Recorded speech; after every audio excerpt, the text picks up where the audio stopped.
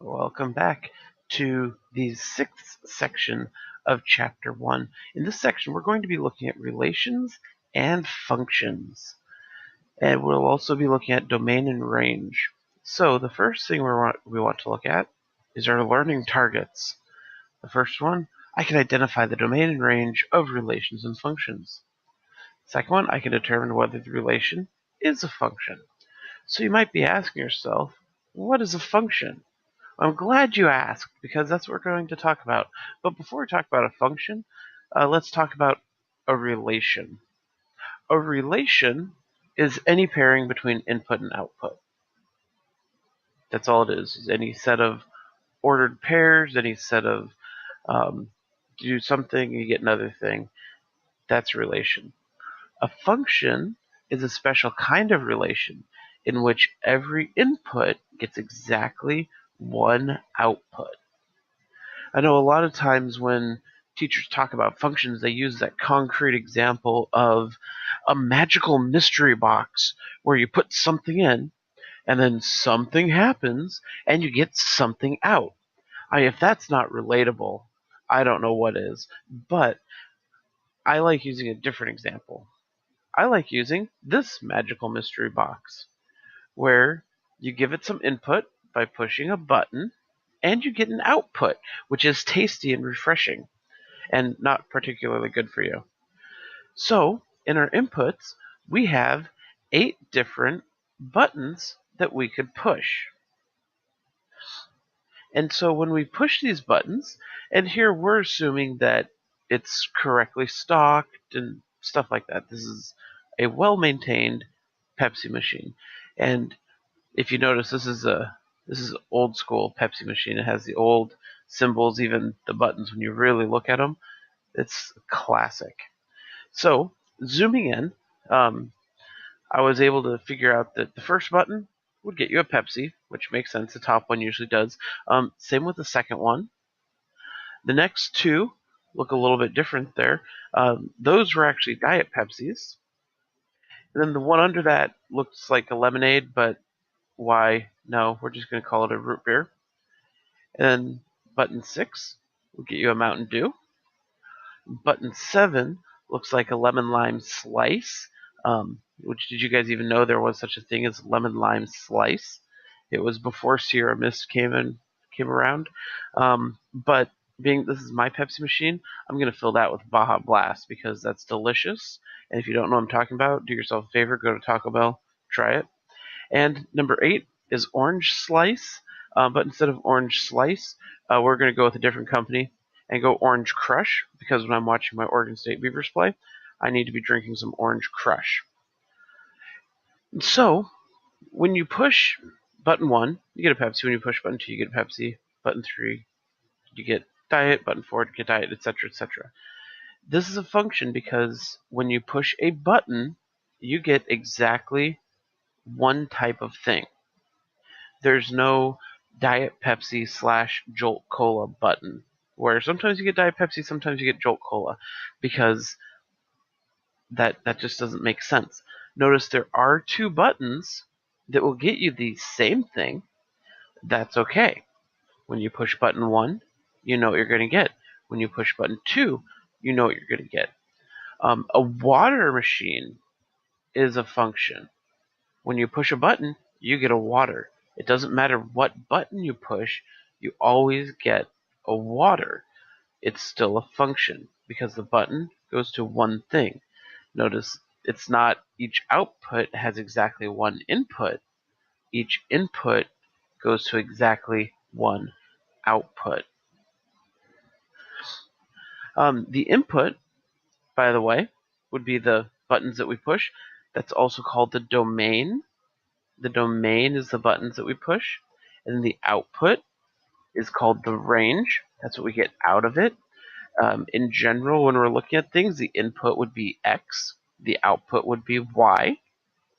We can list the domain and range. There's a couple different ways we can do that. In this case, since we have very discrete things, we would actually just list them. We'd use roster notation. So the domain is 1, 2, 3, 4, 5, 6, 7, 8. Notice it's in the squiggly brackets, separated with commas. and the range, we would list what kind of sodas. Notice I did not list Pepsi twice. I did not list Diet Pepsi twice. Do not do that. It's just one thing. You can think of the range is uh, your your friend asks you to get you a soda, and you ask to get him a soda. He's like, "Oh, what kind is there?" Well, there's Pepsi, Diet Pepsi, Root Beer, Mountain Dew, Baja Blast, Orange Crush. You wouldn't say, "Well, there's Pepsi, Pepsi, Diet Pepsi, Diet Pepsi." You just don't do that. So you just list it out one time. That goes in there's numbers too, and we'll see that on the next page. One way that we can show relations and functions is with a mapping diagram. We see that a bit in this section. In a mapping diagram, we're going to have two oval regions. We're going to have the domain, and we're going to have the range. And then we just connect each domain to the range. So if we push button 1, we get a Pepsi. If we push button 2, we get a Pepsi. Button 3, we get Diet. Button 4, we get Diet. 5, we get Root Beer. 6, Mountain Dew. 7, Baja Blast. And 8, we get the Orange Crush.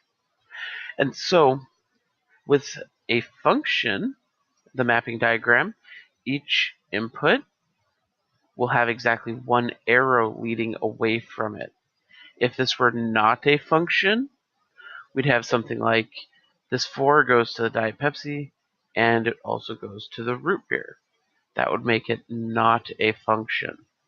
So again, the function, each input goes to exactly one output.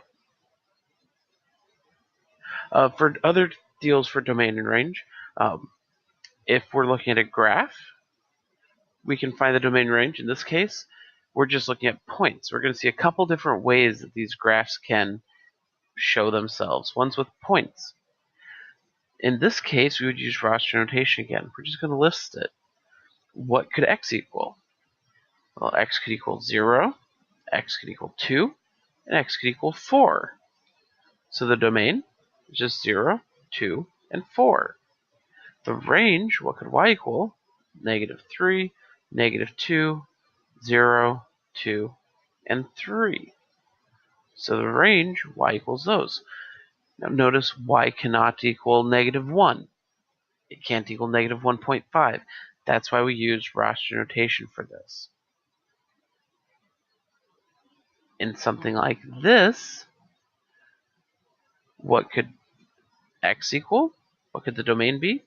Well, let's see, x can be anything less than or equal to 0 and anything greater than 0.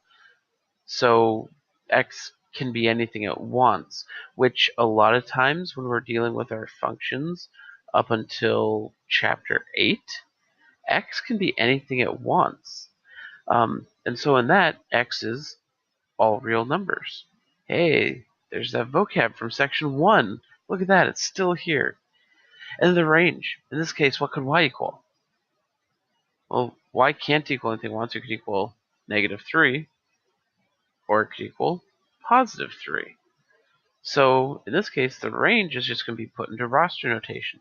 So notice that the domain and range don't have to be put into the same notation. That doesn't matter. You use a notation that works for that one. If we have something like this rectangle, in this case, the domain, well, x is going to have to be between -2 and +2, and it could be anything in between -2 and +2. And so in that case, we have two different options we could use. We could use inequality notation, or we could use interval notation. That's a personal preference. You can pick. So if we're using inequality notation, the -2 is less than or equal to x is less than or equal to 2, and the range, same thing, -2 is less than or equal to y is less than or equal to 1.